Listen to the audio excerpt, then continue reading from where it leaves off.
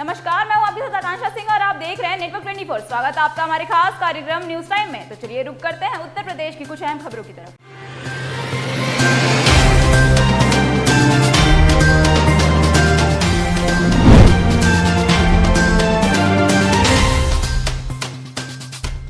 उत्तर प्रदेश के जनपद गाजियाबाद के लोनी में साप्ताहिक लॉकडाउन के दौरान किराना और परचून की दुकानों पर पेट्रोल की खुलेआम बिक्री हो रही है। आपको बता दें कि खुले में पेट्रोल की बिक्री पर प्रतिबंध लगे होने के बावजूद प्रशासन के अधिकारी आंख मूंदे बैठे हैं।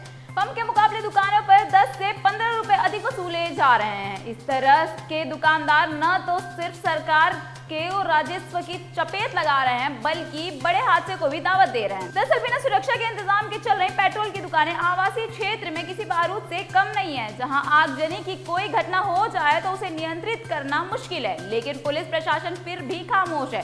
सब जानते हुए भी कि अधिकारी जानकर भी अनजान बने हुए हैं। अब इसे सिस्टम की लापरवाही कहें या लाचारी। उत्तर प्रदेश के जनपद बस्ती के नगर थाना क्षेत्र अंतर्गत पालहा गांव के बाहर सड़क किनारे स्थित पानी की टंकी के बाउंड्री वॉल के पास शुक्रवार को संदिग्ध परिस्थितियों में एक 16 वर्षीय किशोरी का शव मिलने से क्षेत्र में सनसनी फैल गई है और देखते ही देखते सैकड़ों की संख्या में घटना स्थल पर ग्रामीण एकत्र हो गए, जिसकी सूचना ग्रामीणों ने नगर पुलिस को दिया। जिसके बाद घटना की सूचना मिलते ही आईजी अनिल कुमार राय, पुलिस अधीक्षक बस्ती, अपर पुलिस अधीक्षक क्षेत्राधिकारी कलवारी घटना स्थल पर पहुंचे और घटना स्थल का निरीक्षण कर शव को कब्जे में लेकर पोस्टमार्टम के लिए भेज दिए। वहीं ग्रामीणों ने किशोरी की पहचान बहादुरपुर शुक्ल गांव निवासी के रूप में किया, जिसके बाद परिजनों की तहरीर पर हत्या का मुकदमा पंजीकृत कर मामले की आगे की कार्रवाई में पुलिस जुट गई है। उत्तर प्रदेश के जनपद बस्ती में शासन की मंशा के अनुरूप कोरोना काल के चलते बच्चों की पढ़ाई की क्षतिपूर्ति करने के लिए कोविड प्रोटोकॉल का पालन करते हुए शिक्षकों के द्वारा गांव-गांव में जाकर कम बच्चों को एक ही जगह एकत्रित कर किसी एक अभिभावक के घर ही बच्चों को शिक्षा दी जाएगी, जिससे उनकी पढ़ाई निर्बाध रूप से चलती रही और बच्चों की पढ़ाई में किसी प्रकार से कोई बाधा न आए। इस प्रकार से जनपद के प्राथमिक विद्यालय कुराहापट्टी दरियाओं के प्रधान अध्यापक शिक्षा मित्रों के द्वारा चयनित प्रेरणा साथियों के साथ अलग अलग स्थानों पर मोहल्ला पाठशाला के माध्यम से शिक्षा दी जा रही है, जिस व्यवस्था से बच्चों के अभिभावक काफी खुश देखने को मिल रहे हैं। वहीं कुछ अभिभावकों का कहना है कि हम सभी अभिभावक इसके लिए सरकार का धन्यवाद ज्ञापित करते हैं।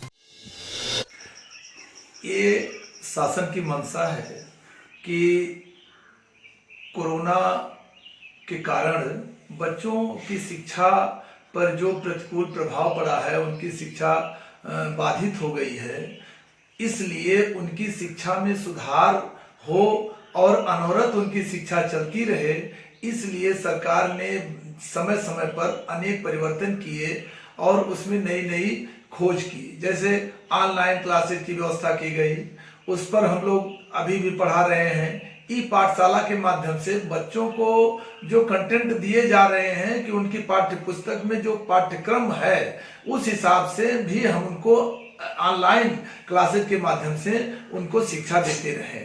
उसके साथ साथ एक चीज और है कि अब धीरे धीरे बच्चों में उत्साह होना चाहिए या हो रहा है कि हमको जा करके हमारे अध्यापक हमारे घर पर पढ़ाने आ रहे हैं। तो शासन ने जो हमको निर्देश दिया है कि हम जाकर के उनको घर पे उनके घर पर उनको शिक्षा दें, इससे अभिभावकों में बहुत खुशी है कि सरकार ने हमारे बच्चों के ऊपर विशेष ध्यान देते हुए और हमको हमारे बच्चों को ऐसा कुछ सुविधा मुहैया करा दिया है जिससे कि उनके शिक्षा पर प्रतिकूल प्रभाव न पड़े।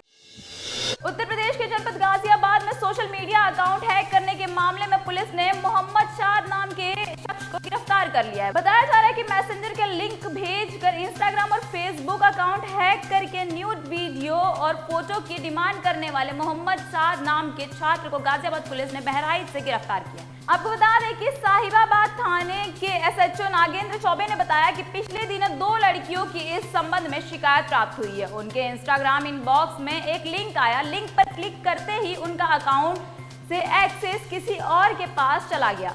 आरोपी व्यक्ति ने अकाउंट से उनके सारे फोटो चुरा लिए, कुछ प्राइवेट चैट्स भी स्क्रीनशॉट ले लिए। अकाउंट वापस देने के बदले आरोपी ने लड़कियों से न्यूड फोटो वीडियो मांगे। ऐसा न करने पर उनके फोटो और चैट्स वायरल करने की धमकी भी दी है, जिसके बाद साहिबाबाद पुलिस ने शुक्रवार को देर रात इस केस में मोहम्मद शाद को गिरफ्तार कर लिया।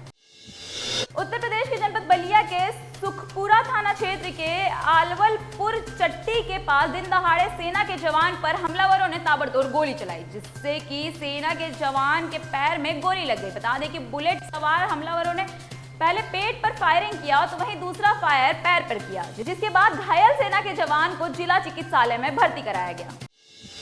उत्तर प्रदेश में 2022 के विधानसभा चुनाव की सरगर्मियां काफी तेज हो गई हैं, जिसको लेकर अब लखीमपुर खीरी जिले में भी तमाम पार्टियों का पदाधिकारी कार्यकर्ताओं के साथ बैठकर आने वाले चुनाव की तैयारियों में जुट गए हैं। इसको लेकर लखीमपुर खीरी के जिले के पलिया विधानसभा 137 में बीजेपी की भाजपा पलिया नगर की कार्य समिति का आयोजन विधायक रोमी साहनी के कैंप कार्यालय में किया गया, जिसमें मुख्य अतिथि के रूप में भाजपा विधायक रोमी साहनी उपस्थित रहे। आपको बता दें कि आते ही पहले पंडित दीनदयाल उपाध्याय और श्यामा प्रसाद मुखर्जी के फोटो पर दीप प्रज्वल कर माल्यार्पण कर कार्यक्रम का शुभारंभ किए। साथ ही उन्होंने सभा को संबोधित करते हुए कहा कि पिछले 2 वर्षों में जिस प्रकार से भाजपा सरकार ने कोरोना काल के समय में भी काम किया है, इससे यही स्पष्ट होता है कि हम लोग राष्ट्रवादी विचारधारा के लिए काम करते हैं। योगी जी और मोदी जी के निर्देश पर मैं भी अपनी विधानसभा में गांव गरीब के लिए दिन रात कार्य करता हूं और कार्य करता रहूंगा। सभी कार्यकर्ताओं क्षेत्रवासियों के सहयोग से ही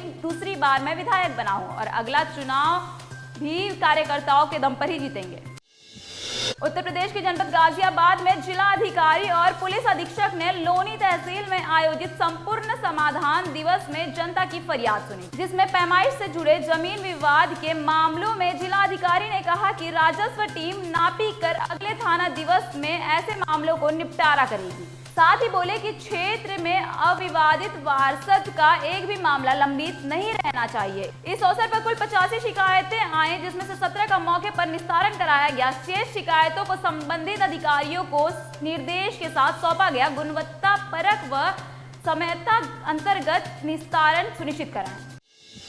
ऐसी देश और दुनिया की तमाम खबरें हम आप तक लाते रहेंगे। तब तक के लिए जुड़े रहिए नेटवर्क 24 के साथ। ऐसी तमाम खबरें देखने के लिए सब्सक्राइब करें हमारे चैनल को व देश विदेश प्रदेश की सारी खबरें पढ़ने के लिए लॉग इन करें हमारा वेब पोर्टल www.network24news.com या फिर www.network24news.in।